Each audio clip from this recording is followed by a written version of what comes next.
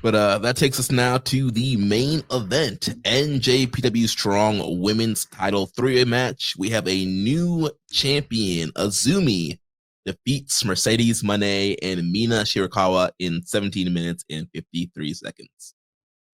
I love this match. I had so much fun. Obviously I know Mina and love Mina, but I don't think I've seen Azumi. Maybe I have, but I really, really enjoyed her. I do have one weird question for you guys. So at the very beginning of the match, like I think before the bell had even rang, the ref went over to Mina and asked her to lift up her shoes and examined the soles of her feet and then walked away. Why did that happen? So that's like an old wrestling trope where the referee was supposed to check, the wrists, the elbow pads, knee pads, and the boots to make sure there's no hidden weapons in their gear. No foreign objects. Yeah, foreign objects. And so also, isn't foreign objects very racially pejorative sounding? You know what I mean? It sounds super fucked up. But yeah, that's the whole thing. It's supposed to be checking to make sure there's no illegal objects, weapons hiding in there, no powder or anything. And they might have some flash paper that you could light on fire and throw in their face. That is so knuckles. Funny. I had never seen that. I love it. They could have a roll of quarters, a fork. They could have loaded elbow pads with a metal plate inside of it. You got to make sure it's all up to NWA standard and code. Yeah, it was done. It's definitely a more old school thing.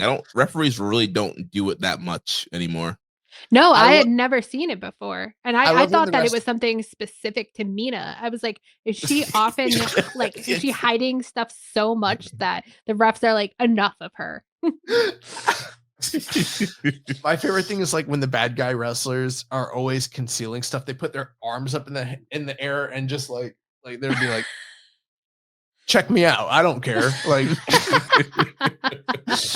But lo and behold, they've done such a good enough job hiding it into the nether regions that they're always able to still pull it out regardless. It doesn't matter. And the match, some guys, he's pulling a ring out or a brass knuckle out of his trunks. It's I thought the ref checked him.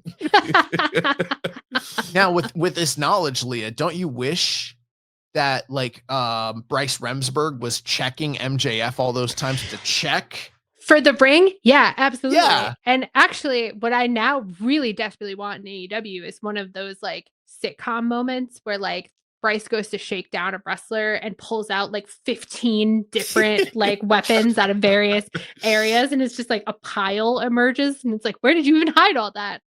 Oh my god, I just realized you guys have never seen a Toru Yano match.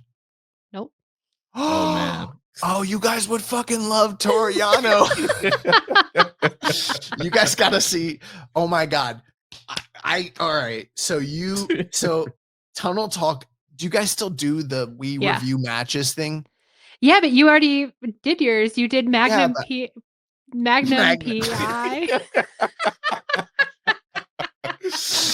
Yeah, it was, which we loved, by the way. It was Magnum yeah, but you guys scandalized it. You guys turned Magnum TA versus Tully Blanchard into a very sexual experience. Dude, that was an XXX rated match. I don't see how. They were just trying to beat each other for their masculinity. It was nothing sexual about it. I know. I listened to that review, and I don't know. Tunnel Talk, they got me convinced. There was some sexual tension there that it was built up. Oh man. But you guys got to see Kenny Omega versus Toru Yano in the G1. All right, so the reason that you've reminded me of him, this is a guy who has been shaken down, and they're pulling out all the foreign objects, but he's able to still finagle that's cool. tapes into other places and to the ref where he already checked, and he's able to quickly stuff it in, and it doesn't matter how much they find, he's able to he still has more. That's what I want to see. That's funny. That's exactly what I want to see. All right. Well, listeners, if you are a Tunnel Talk listener, we do a gimmick where if you leave us a 5-star review, you can tell us a match to watch. So somebody out there who wants to listen to us or watch that match, give us a review and request it. Yeah. Kenny versus Toru Yano is maybe the greatest comedy match that has ever occurred. Just imagine two men wrestling with their arms and feet completely taped up. Don't give too much away. They gotta get into it. I guess we should review this triple threat. Yeah. Well, speaking of comedy, I'll also say Mercedes did an amazing job when she lost, because she was just screaming, and I was laughing so hard because she sounded like a wounded bear, and she just kept like looking at Azumi and looking at Mina and being like, is this real life? And I loved it. I thought it was like one of like the best like heel reactions to losing the belt I've ever seen. But the match itself I thought was really great. I thought that all three of them worked really well together, and it was so fun. And I thought it was, I mean, now knowing how both matches ended, I think this was the right one to main. Yeah, definitely the right call. Sending the crowd home happy with a new champion title win. And yeah, very surprised that Mercedes, even though she wasn't pinned, losing her first belt on a non-AW show. Yeah, for sure. I mean, I wonder if that means that she's gonna start, like, she'll lose the Rev Pro one soon, so that she can start prepping to like maybe lose the TNT and move into the TBS and move into the title picture. I don't know. Yeah, and I wonder if that's maybe opening the door for, helping Jamie Hayter win. If Mercedes kind of has a chink in the armor with this match, could this be the opening for Jamie to win at Double or Nothing? And maybe Mercedes is going a whole different route and not going for Toni Storm. Yeah, I mean, I've never thought about that. I guess they could. I wonder if it would be, if the crowd would flip out though, because I think people are really excited about a Toni Mercedes showdown, but it might be kind of fun to do it that way and keep saving it, because it really is, the two titans of the promotion. Yeah, if they did that, they would send a really good match for Mercedes. I don't know who they would. I guess you could run back maybe Willow. People really want to see Willow beat Mercedes. So if you're kind of doing the downfall of Mercedes, like maybe Jamie's like the first blow, and then you can set up like Willow or Stat or somebody like that who's lost Mercedes in the past, and they come back and beat Mercedes in Texas. Yeah. Agreed. But yeah, I thought the match was really good. Three super talented women, and Azumi is awesome. One of the standout stars in Stardom. Super high speed wrestler. Got to see her live in New York in 2019. Super impressive. And so, yeah, really great three-way actions. I loved at the beginning, Mina like sliding into the dance with both of them. So, yeah, a lot of great moments throughout the match. And towards the end, Mina hit DT on Azumi for a near fall. And Azumi got a roll-up on Monè for a near fall. And then Azumi hit a Canadian Destroyer on Monè. Mina rolled up Azumi. Monè made a save, and then Azumi rolled up Mina once again, and Mercedes wasn't able to make the save, and we get our new champion. Josh, what are your thoughts on the match? So I thought this match was easily, from a work perspective, the best match of the night.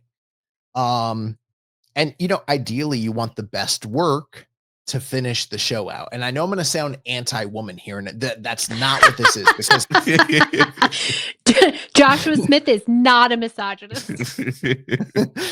I understand that there have been many times in recent past in both AEW and WWE where women probably should have headlined the big show.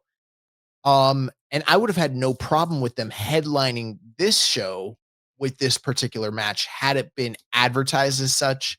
Yeah. The problem is that once, even though the ticket sales weren't quite what they wanted it to be, they sold the majority of the late rush of tickets off the back of Goto and Zack Sabre Jr. when that was the announced match. And I sort of understood why in Chicago they called the audible and decided to have the last match be Tanahashi's quote unquote retirement in Japan. I also kind of won't be surprised if hypothetically Tanahashi maybe closes out the show in the Tokyo Dome when it's his retirement show, as opposed to the IWGP title, kind of the same thing. But I didn't think that this match was meriting I mean, bro, at one point this was like the number 4 listed match of the show, which was a little surprising, but I think that there might have potentially one of two things happened here. Either an audible was called about the booking of the IWGP title, and they were like, "This is, we're gonna do this double pin finish to appease everybody. That's not gonna send the crowd home happy. We need to put the women's match on last." Or Tony Khan called in and was like, "You're not fucking putting Mercedes Manet on before the men. Like she's the biggest star. She's going on last," which like I kind of think that might have happened here. I don't know for sure.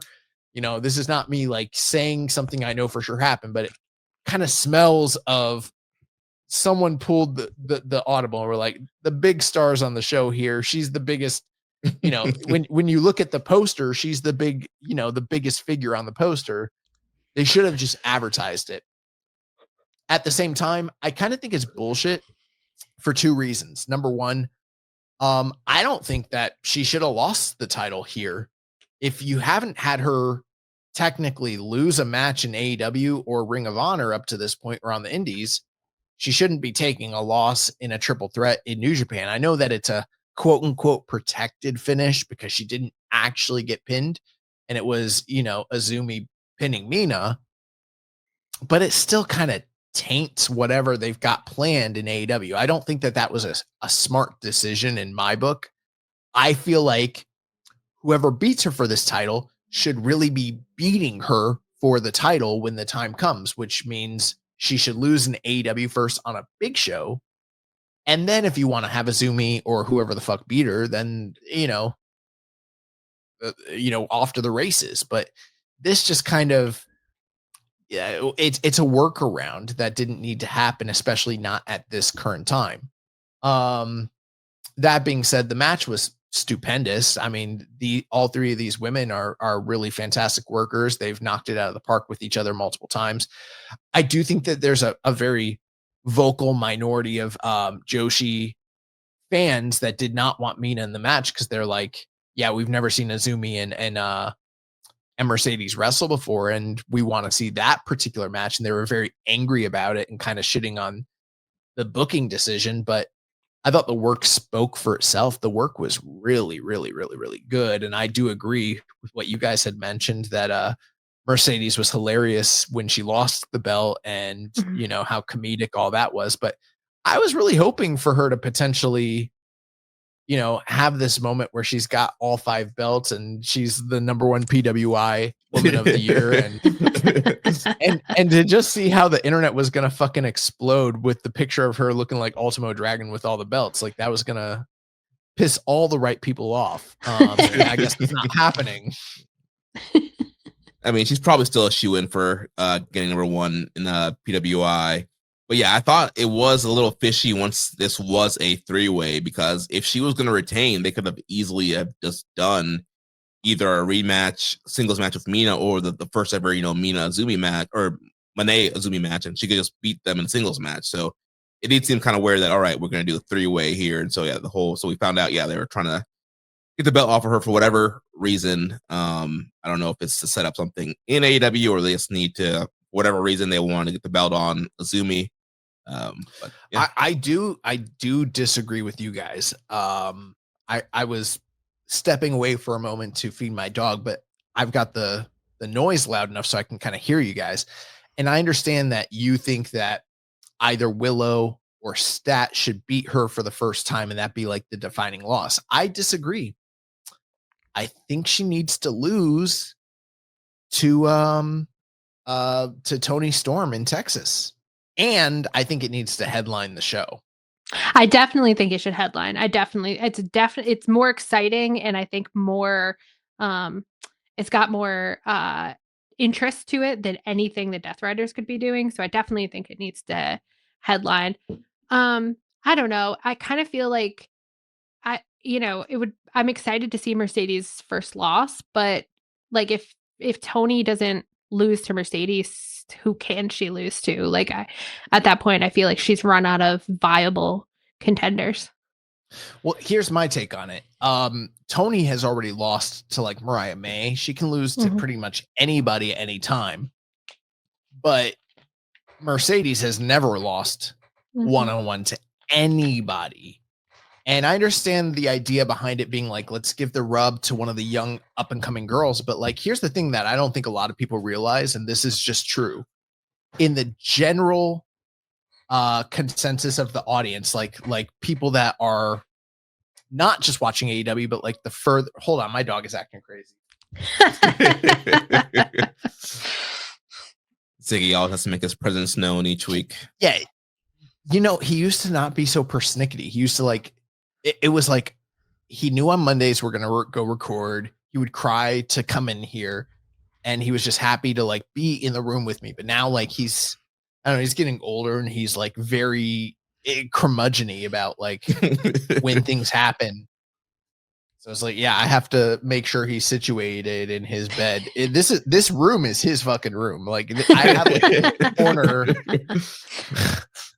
Anyways, if you do a Google trend search of Mercedes Manet and any other woman in AEW, I understand that maybe to the hardcore audience that watches week to week, she might not be seen as very different from the other stars. But when you actually search the Google searches, she is so far beyond every single person, including Toni Storm, that it's not even fucking like no one's in the stratosphere of world renowned, like known that she is, including Toni. And Toni's pretty far beyond the rest of the girls. Like I did a search and I was like, let's see who else is close to Toni. And there really isn't anybody, but like Toni's nowhere near Mercedes in terms of like how much people follow her.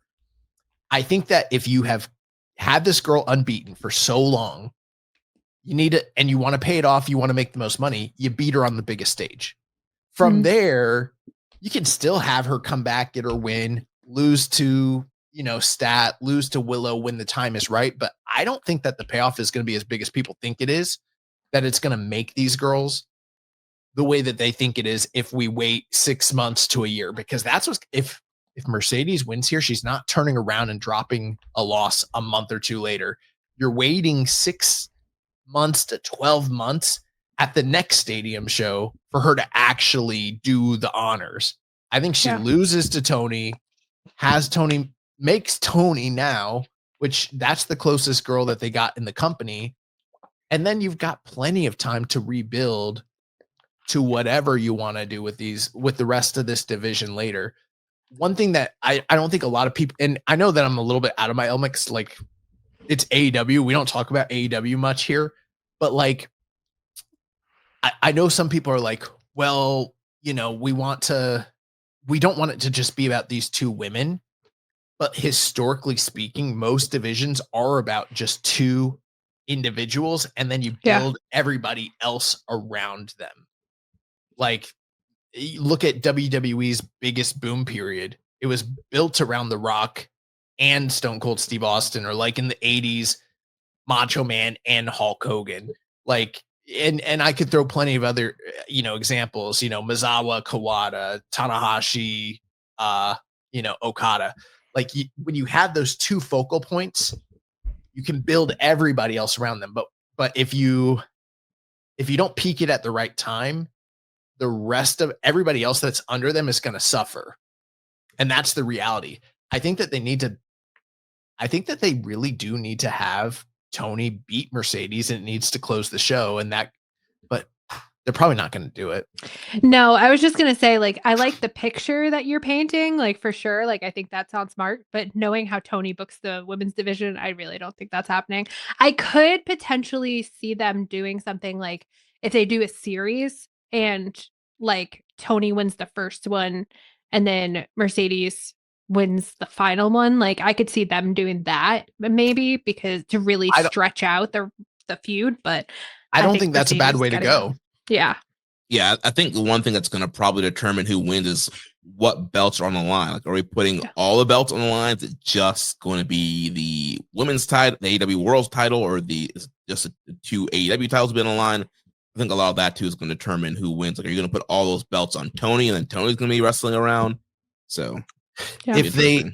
If they don't put both belts on the line, you're gonna know what the outcome is right away. Yeah, if they do the thing like Samoa Joe came out and vacated the ROH belt and you were like, "Oh, okay," because he's winning the title belt next month. Yeah. Yeah. Yeah, also Because the if he most didn't, it would make him look like such a geek. Yeah.